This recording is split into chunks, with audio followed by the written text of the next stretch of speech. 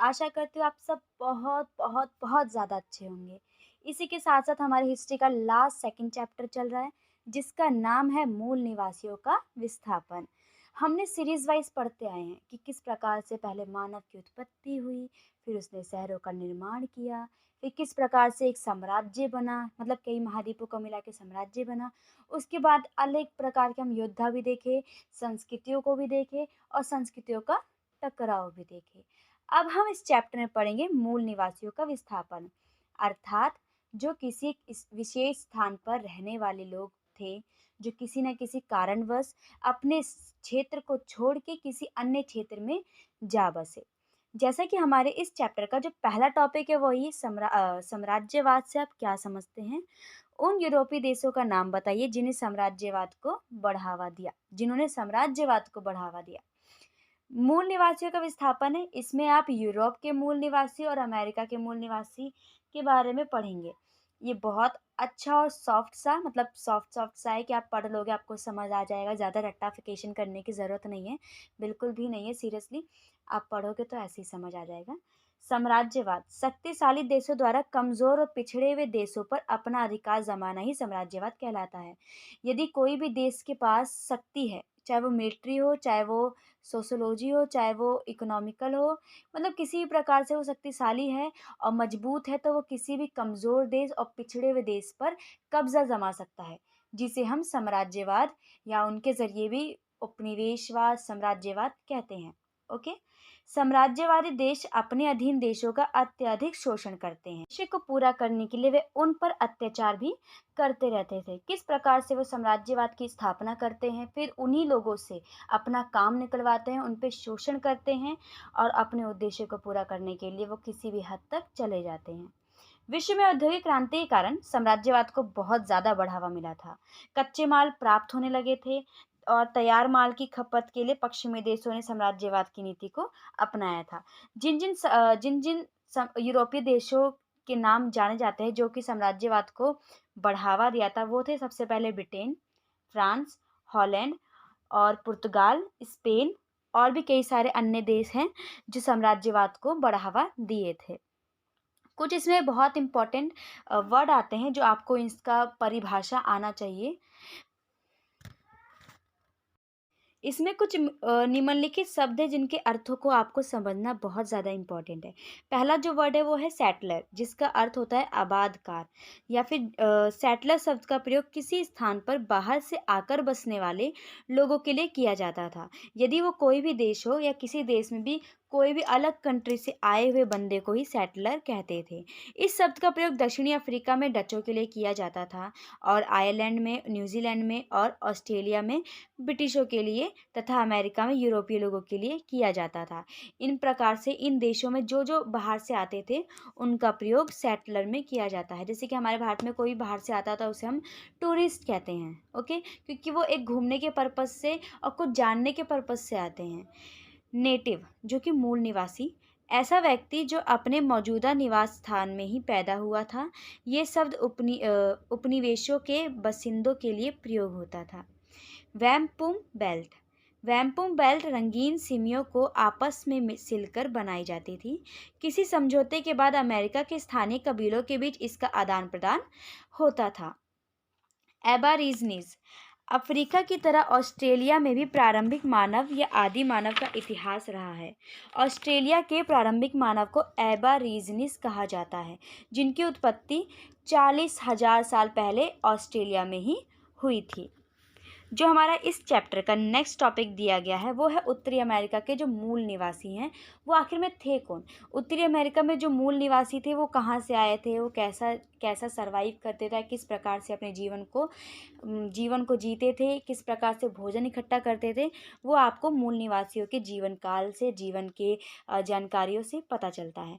उत्तर America के सबसे पहले निवासी एशिया से लगभग 30,000 साल पहले आए थे। उत्तरी अमेरिका का जो सबसे पहले मूल निवासी जो आया था वो है एशिया के 30,000 साल पहले जो आए हुए मनुष्य थे, ठीक है। साल पहले आए 5000 साल पहले जलवायु में स्थिरता आने के बाद उनकी जनसंख्या में वृद्धि होने लगी। मूल निवासियों का जीवन, यह गांव में समूह बनाकर रहते थे, क्योंकि गांव में आजकल भी आप देखोगे तो एक समूह बना दिखता है, अलग अलग लोगों का, अलग अलग क्षेत्रों के लोग आकर बसते हैं और उनका एक समूह बन जाता है, ठीक है। तथा मांस, मच्छी और सब्जियों का सेवन करते थे। आमतौर पे भी जीवन में सब यही खाते हैं, मांस, मछली और हरी सब्जियां, फल, फ्रूट्स, ये सब खा के अपना जीवन यापन करते हैं। उनकी मुख्य फसलें मकई थी। मांस के लिए वह जंगली भैंसों की तलाश में रहते थे। वो बात अलग है कि यहाँ पे भैंसें नहीं खाई जाती हैं, बट वहाँ पर खाई जाती थी। भैंसों को शिकार किया जाता था ताकि बंदूकों के माध्यम से उनका शिकार किया जाता ताकि वो कई दिनों तक उस भैंसों को खा सके, और ज़रूरत के अनुसार ही जानवरों को मारते थे। यदि उनको किसी मतलब खाने की ज़रूरत नहीं है तो वो जानवरों का कत्ल या मर्डर नहीं करते थे। उन्होंने कभी भी बड़े स्तर पर खेती करने या शिकार करने का प्रयास भी नहीं किया था। जो मिल जाए हंसी खुशी खा पी के निपटा देते थे। उन्होंने दक्षिणी अमेरिका की तरह राजतंत्र और राज्य स्थापना नहीं की। वह भूमि के स्वामित्व के बिना ही संतुष्ट रहते थे।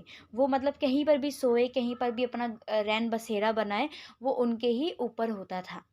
उनकी महत्वपूर्ण परंपरा औपचारिक संबंध बनाना, मित्रता करना और उपहारों का आदान प्रदान करना था। वे कुशल कारीगर थे तथा कपड़े बुनते थे। किस प्रकार से इसमें पता चल जाता है कि वो क्या खाते थे, कैसे शिकार करते थे और उनके वहाँ पे साम्राज्य कैसा था। उत्तरी अमेरिका के लोगों की अनेक भाषाएं थी जो लिखी नहीं जाती थी। हर कबीले के पास अपने इतिहास के बारे में बहुत ज़्यादा जानकारियां होती थी, क्योंकि वो पीढ़ी दर चलता आता था, जो एक पीढ़ी से दूसरी पीढ़ी को दे दी जाती थी। उनको धरती की जानकारी हद से ज़्यादा थी, और मिट्टी की तो मतलब नहीं थी, फिर मतलब थी, पर वो खेती करना पसंद नहीं करते थे उतना। वे जलवायु प्रकृति को भी समझते थे।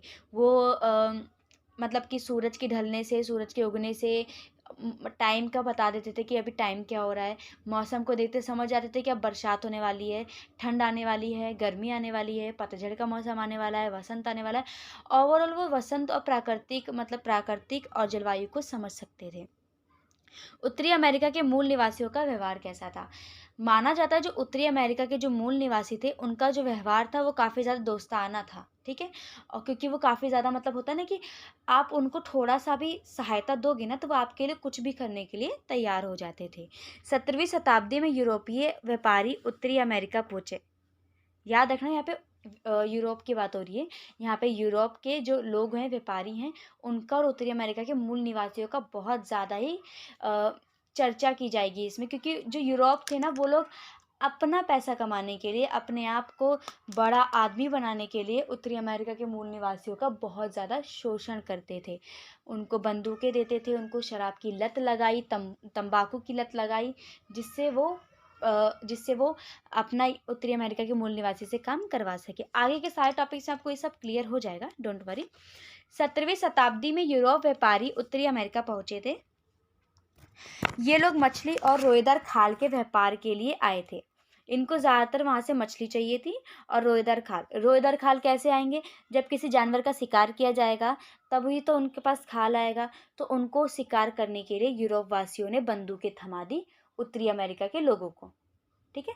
यूरोप वासी आए, उन्होंने बोला हमें शिकार करके दो और इनके खाल निकाल के दे दो, हम इसका स्वेटर बनाएंगे, अलग अलग तरह की चादरें बनाएंगे, कंबल बनाएंगे, कपड़े बनाएंगे इनकी रोए के खाल से, ठीक है, रोएदार खाल से बनाएंगे और इनका व्यापार बड़ी मात्रा में करेंगे। तो इन्होंने कहा कि हम ऐसे कैसे भाले से, कुल्हाड़ से ऐसे कैसे शिकार कर सकते हैं। तो इन्होंने कहा लो भैया बंदूक, अब आप बंदूक से धाएं धाएं चलाओ और शिकार करो और रोएदार खाल निकाल के हमको दो। तो इन्होंने शुरू में तो कर दिया सारा काम, ऐसा नहीं कि नहीं किया था, शुरू में कर दिया था, लेकिन बाद में इनको लगा कि अगर हम इतना जानवरों को मारेंगे, हर बात में मार, क्योंकि जब इनको ज़रूरत पड़ती थी तभी ये लोग शिकार करते थे, याद रखना, ऐसे एवे ही शिकार नहीं करते थे, इनको भी जान की कीमत पता थी। तो ये लोग बार बार शिकार करते रहते थे, जिसके कारण इनको लगता था कि आगे चल के ये सब हमसे बदला लेंगे और इनका श्राप हमें लग जाएगा, ठीक है। इस काम में स्थानीय लोगों ने उनकी सहायता की। स्थानीय लोगों का व्यवहार दोस्ताना और गर्मजोशी से भरा था। मतलब कि अगर आप अच्छा बिहेव करोगे तो ये आपके साथ प्यार से रहेंगे। होता है ना कि भाई मेरा भाई भाई करते हैं ना ऐसे हरकतें, वही वाला सीन है। और अगर आपने हल्का सा इनको छेड़ दिया तो इनका गर्मजोशी वाला व्यवहार भी आपको झेलने को पड़ेगा, जिससे यूरोपीय लोग बहुत ज़्यादा प्रसन्न हुए थे। मतलब खुश तो होंगे क्योंकि वो लोग उनका काम कर रहे थे बिना किसी चीज़ों के। मतलब कि थोड़ा बहुत दे दिया, शराब दे दी, तंबाकू दे दी, मतलब नशीली पदार्थों का उनको लत लगवा दिया और उनके बदले उनके मर्द काम करके दे रहे थे। मिसिसिपी के किनारे स्थानीय लोग नियमित रूप से इकट्ठा होते थे। कहाँ पर इकट्ठा होते थे? मिसिसिपी के किनारे।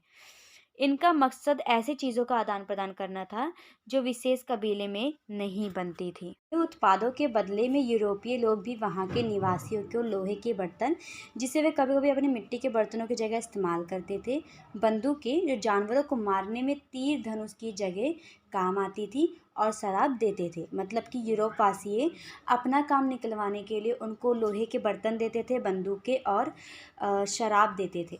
इससे पहले वहाँ के लोग शराब से परिचित तक नहीं थे, लेकिन वे जल्दी ही इसके आदी भी हो चुके थे। उनको नशा करना ज़्यादा से ज़्यादा पसंद आने लगा था, जो कि यूरोपीय लोगों के लिए अच्छा साबित नहीं हुआ था, क्योंकि अच्छा साबित हुआ था, क्योंकि इसके माध्यम से यूरोपीय लोग अपनी व्यापार की शर्तें उन पर थोप सकते थे। यूरोपीय लोगों ने उन मूल निवासियों से तंबाकू की आदत ली। मतलब कि जो मूल निवासी थे जो मूल निवासी थे वो तंबाकू खाते थे और उन्होंने वहाँ से तंबाकू खाना सीखा था। उत्तरी अमेरिका के मूल निवासी यूरोपीय लोगों के व्यवहार को देखकर दुखी क्यों होते थे? जैसा कि पहले ही टॉपिक में बता दिया गया था कि आपको कि मूल निवासी यूरोपीय लोगों के लिए क्या क्या और किस प्रकार से कार्य करते थे। लेकिन जब उनका ज़्यादा ही होने लगा कि प्रेशराइज करने लगे कि हाँ हमारे लिए काम करो, तब उनको उनका व्यवहार देखकर बहुत ज़्यादा ही दुखी हो रही थी। मतलब कि गुस्सा आ रहा था, क्रोश हो रहे थे कि ऐसी भी क्या जल्दबाजी है कि हमसे इतना काम करवा रहे हैं फिर भी हमारे से रूड बिहेव कर रहे हैं।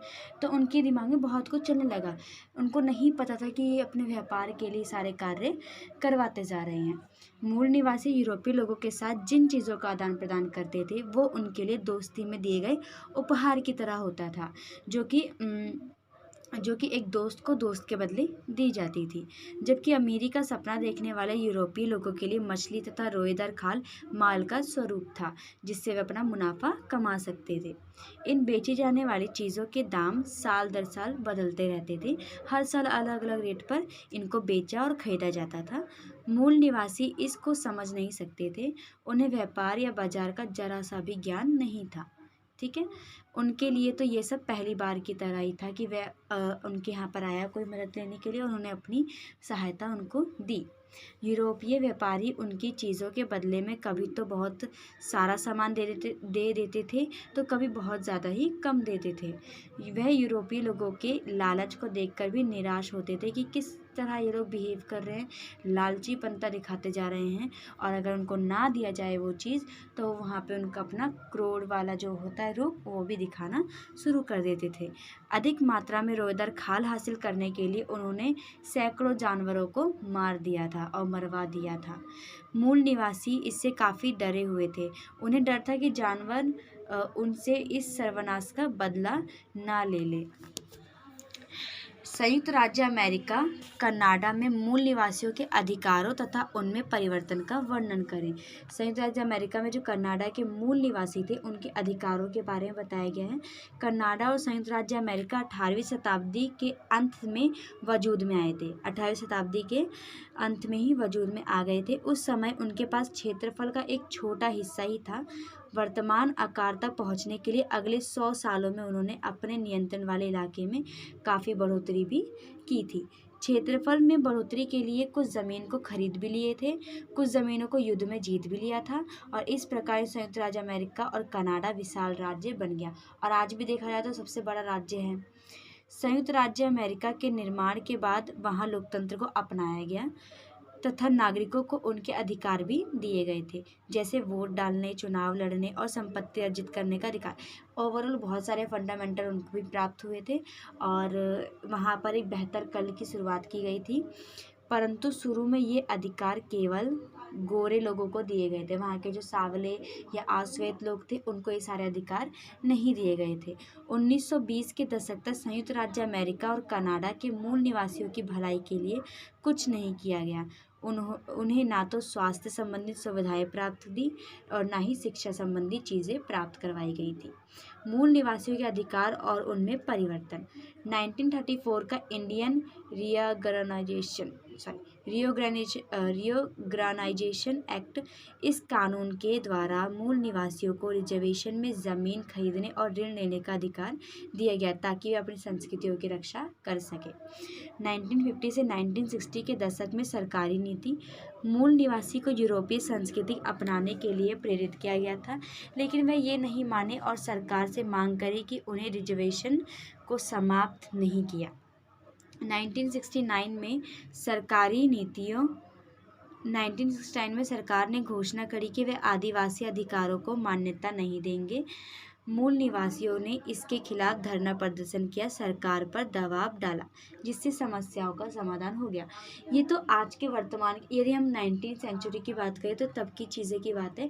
तब किस प्रकार से अमेरिका के जो मूल निवासी थे उनको अधिकार दिया गया था, लेकिन अधिकार भी इस प्रकार से दिया गया था कि जो श्वेत लोग हैं उनको ही कुछ गिने चुने अधिकार दिए गए थे और जो अश्वेत थे उनको एकदम से बर्खास्त कर दिया गया था अधिकारों से, चीज़ों से, ज़मीनों से। उनको छुआछूत की बीमारी की तरह ट्रीट करने लगे थे। यदि उनको छू लिया तो छुआछूत हो गया। ओवरऑल बहुत सारे अंधविश्वास भी फैले थे उस टाइम पे। ये इस चैप्टर का फर्स्ट पार्ट है। फर्स्ट पार्ट के ये कुछ इम्पॉर्टेंट टॉपिक्स हैं, पेपर में ज़रूर पूछे जाते हैं, इनको पढ़ लीजिएगा। आपसे इससे ज़्यादा कुछ नहीं पूछा जाएगा। ये 10th चैप्टर का जो मूल निवासियों का है, इसका फर्स्ट पार्ट है। चैनल को सब्सक्राइब कर देना, अच्छी लगे तो लाइक कर देना। Thanks for watching.